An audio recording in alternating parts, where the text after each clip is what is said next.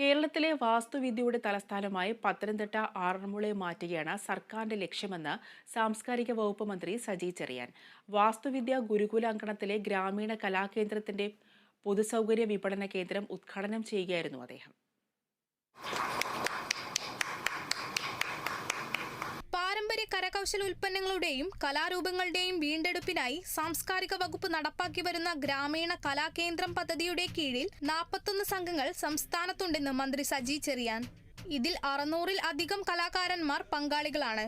പരമ്പരാഗത കലാരൂപങ്ങളെയും കലാകാരന്മാരെയും സംരക്ഷിക്കുകയും പ്രോത്സാഹിപ്പിക്കുകയും ചെയ്യലാണ് സർക്കാരിന്റെ ലക്ഷ്യം. പദ്ധതിയിലൂടെ ലഭിക്കുന്ന വരുമാനത്തിലൂടെ ജീവിത നിലവാരം മെച്ചപ്പെടുത്താനും സർക്കാർ ശ്രമിക്കുന്നെന്നും മന്ത്രി കൂട്ടിച്ചേർത്തു.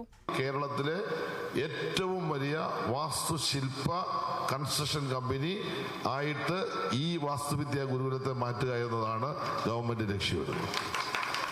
അപ്പോൾ ആർട്ട് ഹബ്ബും ഈ പറയുന്ന PMCയിലേക്ക് അക്രഡിറ്റഡ് ഏജൻസി ആയിട്ട് ഇതിനെ മാറുന്നതോടുകൂടി തന്നെ സ്വഭാവത്തിലും രീതിയിലും മാറ്റം വരും.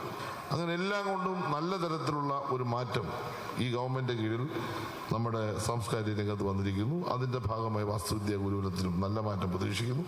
വാസ്തുവിദ്യ ഗുരുകുലത്തെ സംബന്ധിച്ചിടത്തോളം ഈ സർക്കാരിന്റെ കാലഘട്ടം സുവർണ ലിപികളാൽ എഴുതപ്പെട്ട ദിവസങ്ങളാണെന്ന് ചടങ്ങിൽ അധ്യക്ഷയായ ആരോഗ്യ വനിതാ ശിശുവികസന വകുപ്പ് മന്ത്രി വീണ ജോർജ് പറഞ്ഞു.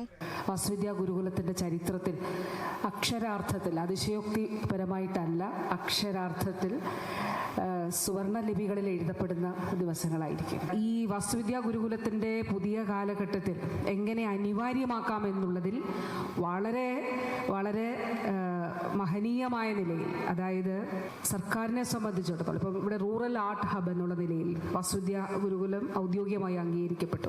വാസ്തുവിദ്യ Gurukulam chairman doctor G Shankar, vice ചെയർമാനും ജില്ലാ പഞ്ചായത്ത് ആരോഗ്യ വിദ്യാഭ്യാസ സ്റ്റാൻഡിംഗ് കമ്മിറ്റി ചെയർമാനുമായ R Ajayakumar, Gurukulam executive director PS Priyadarshan തുടങ്ങിയവരും ചടങ്ങിൽ പങ്കെടുത്തു. Kerala vision news, Pathanamthitta.